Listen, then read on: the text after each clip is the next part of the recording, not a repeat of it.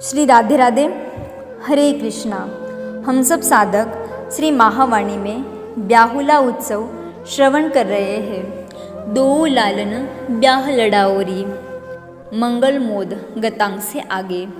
हे रसिकों, ध्यान करो, हम निकुंज में हैं और हरिप्रियाजू के युद्ध में हैं। सखी भावापन्न हम सब मंगल मोद मना रही है, क्यों न मनाए। हमारे सर्वस लाडीली लालजू का ब्याहुला जो है, किसी सखी रूप में हम भी वहाँ है, इस तरह ध्यान करो। सघन लताओं में एकाएक पुष्प खिल गए थे, अनगिनत पुष्प। छोटे छोटे सरोवरों में कमल खिल उठे थे। मोरों ने अपने पंख फैलाकर नृत्य करना आरंभ कर दिया था। सुगंध निकुंज में व्याप्त हो गई थी। शूक, पपीहा, कोयल आदि बोल रहे थे, जिससे वातावरण और उत्सवपूर्ण हो गया था। अरे सखियों, क्यों विलंब कर रही हो? चलो शीघ्र करो। हरिप्रिया सखी भी बहुत सुंदर लग रही है आज। नीली साड़ी पहनी है। गौरवर्णी हरिप्रिया नीली साड़ी में कितनी सुंदर लग रही थी। उन्होंने एकाएक कहना आरंभ किया था, जल्दी करो, शीघ्र करो। क्यों करे? मुस्कुराती हुई भाव में भीजी हरिप्रिया कहती है, सखियों, अब हमारे सर्वस प्रिया लालजू के ब्याह को बड़े ही लाड़ से रचाकर शीघ्र अपने नयनों को सफल करना है। ये भाग से अवसर आया है, इसका आदर करो। सोचो, इन नयनों को जो सुख मिलेगा। आहा, हरिप्रिया सबको ये बताती बताती मौन हो जाती है। उनसे कुछ बोला नहीं जाता। उनके हृदय में दुल्हा और दुल्हन साक्षात प्रकट हो जाते हैं। सखी जो, किंतु सेवा तो बताइए। उनकी सखियों ने हरिप्रिया जो को पूछा था। सूद आई तो सहज होती हुई ये बोली, मैं भी कहाँ खो जाती हूँ। समय बहुत कम है और कितना काम है, अभी तक कुछ नहीं हुआ है। हरिप्रिया जो को संभाल कर अन्य सखियाँ कहती है, आप सेवा तो बताइए। श्री हरिप्रिया जो ने तुरंत कहा, फूलों का मंडप छाओ। देखो, सुंदर सुंदर फूल खिले हैं। तुम ब्याह मंडप के लिए फूल तोड़ने जाओगी ना, तो ये लताएं तुम्हें और भी फूल देंगी, क्योंकि ये लता भी यहाँ जड़ नहीं है, सब चेतन है, सब सखियाई है। तभी भीतर महल से लालजू ने ये सब सुन लिया कि हमारे ब्याह के लिए फूलों का मंडप तैयार हो रहा है। वो तुरंत प्रियाजू से बोले, मैं स्वयं फूल चुनूं? क्यों? प्रियाजी ने पूछा। क्योंकि फूल कैसे, किस रंग के, किस सुगंध के और कहाँ लगाना है, ये मुझे ही आता है, क्योंकि वनमाली तो मैं ही हूँ। ये कहकर श्याम सुंदर महल से बाहर आ गए और फूल चुनने लगे ही थे कि लालन, प्रियाजू की दशा बिगड़ रही है।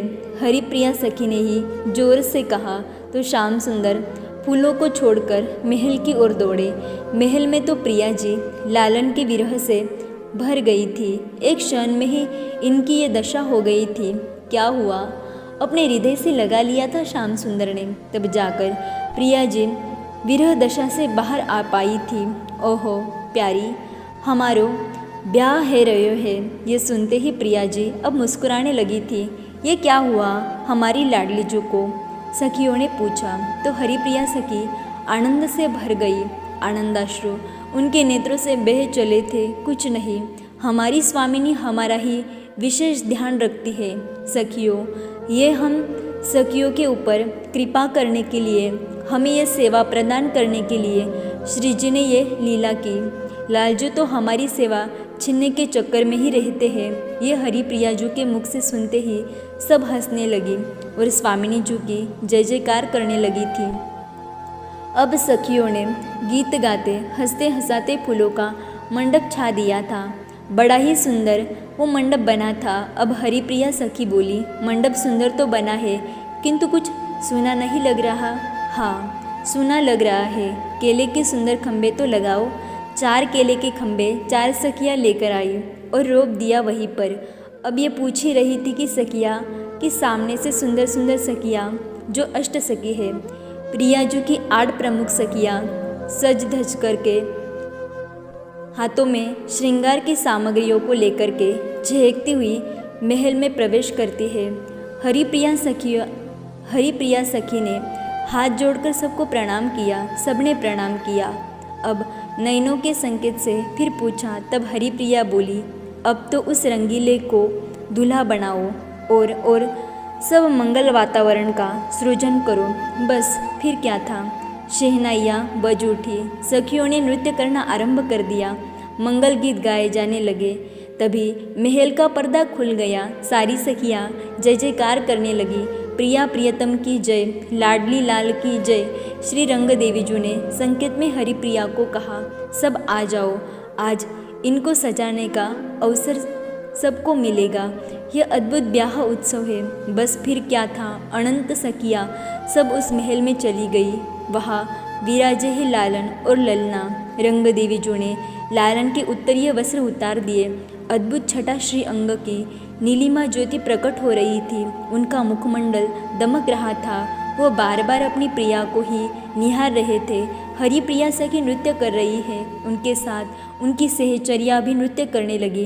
प्रियाजू के श्री अंग में साड़ी है, केश खोल दिए हैं क्योंकि तेल लगाया जाएगा, सुगंधित तेल।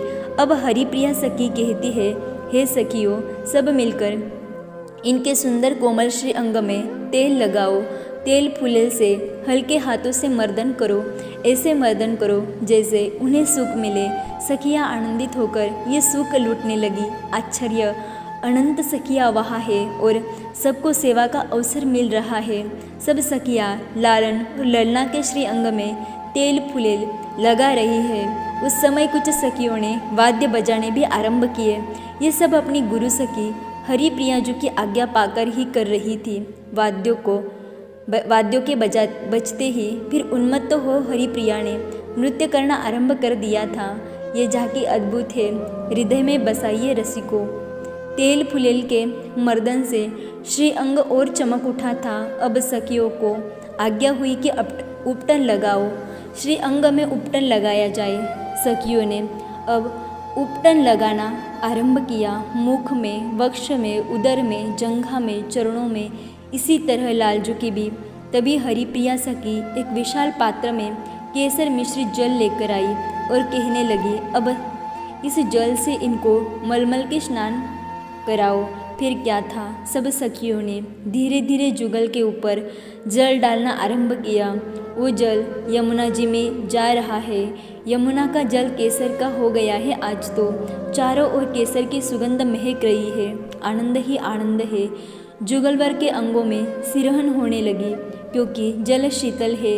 ये देखकर श्री रंग देवीजू बोली, अब इनको सुंदर वस्त्र धारण कराओ। उसी समय ललिता सखीजू सुंदरतम वस्त्र लेकर आई और लाली और लाला को वो वस्त्र धारण कराए।